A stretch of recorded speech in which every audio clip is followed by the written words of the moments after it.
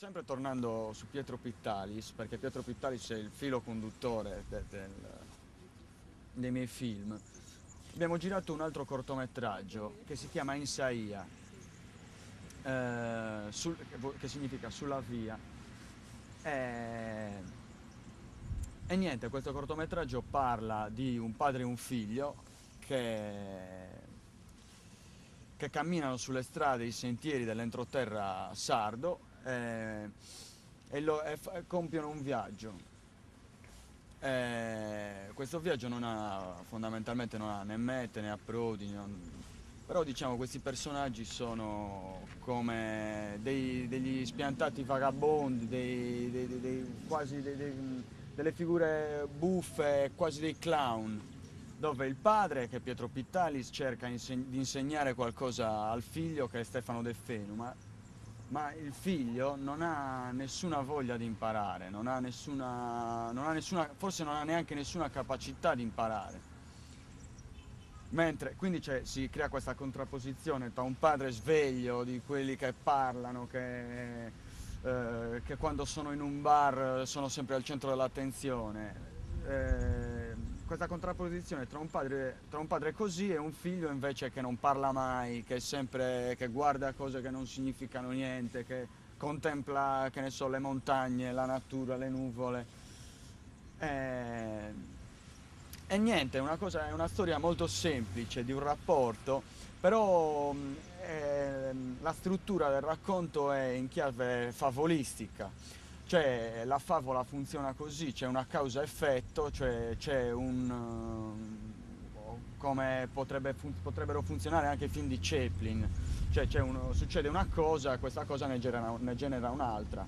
Quindi anche le favole in un certo senso funzionano così, cioè Pietrino ruba un cappello a un carabiniere, allora lo scambiano, e allora dei bambini lo scambiano per un carabiniere, e questo praticamente porta alla morte di Pietrino, che viene ucciso per sbaglio da un bandito che era infrattato nella macchia.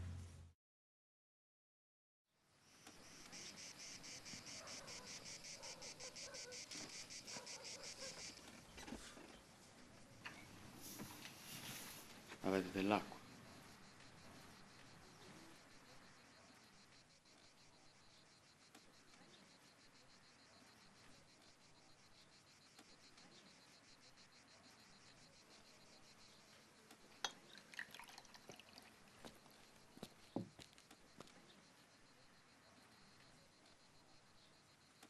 Allora da Cantano.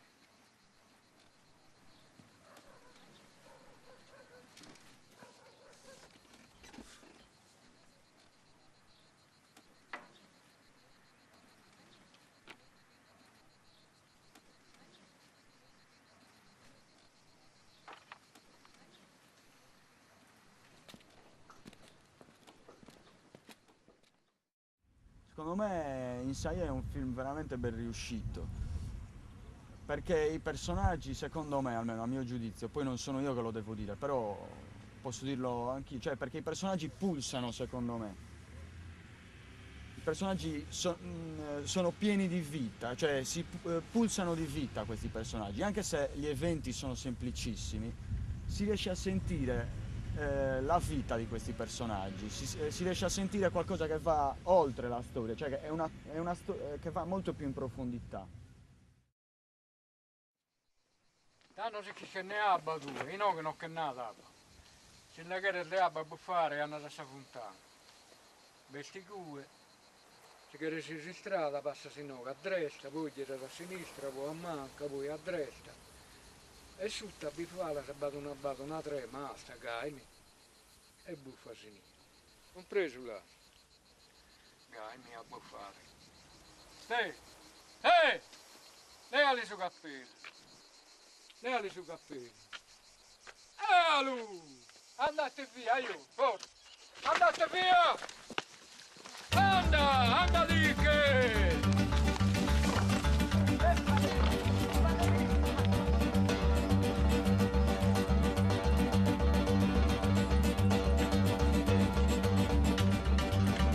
Comando obbedisco. latte,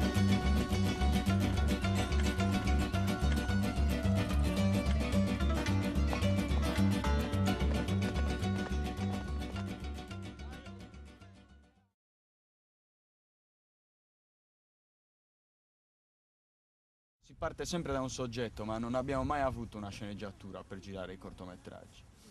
Per girare Sagracia, che è il mio primo lungometraggio, abbiamo avuto una sceneggiatura, c'è una sceneggiatura.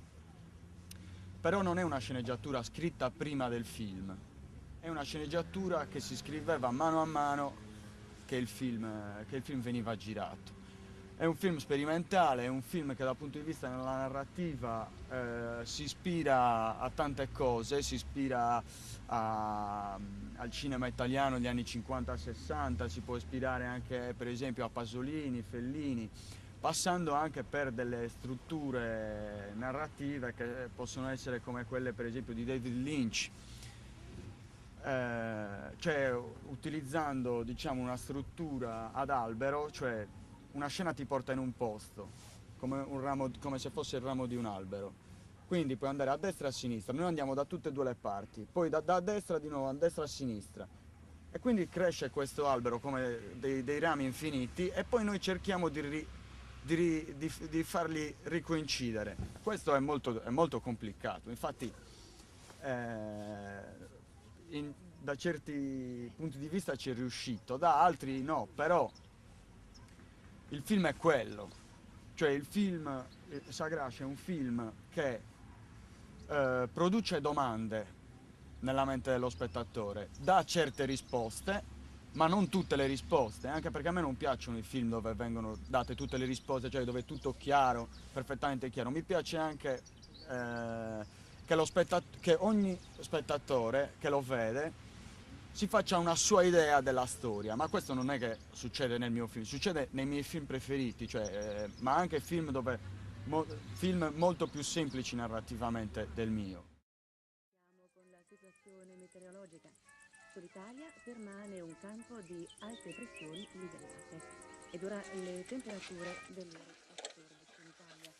Cuneo 24, Bolzano e Trieste 30, Venezia 28, Milano 27, Torino 28, Genova 26, Bologna 30, Firenze 32, Ancona 29, Perugia 31, L'Aquila 32, Pescara 29, Roma e Campobasso 32, Bari 28, Napoli 30, Potenza 28, Reggio Calabria 33, Palermo 30, Cagliari 31.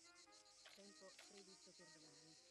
Su tutte le regioni sono ormai 3 anni che cerco Mani con Bianche. locali addentramenti nelle ore centrali della giornata sulle zone alpine e prealpine del settore nord-orientale, postie notturne e nel primo mattino in Val Trarna. Temperatura in aumento al nord e al centro.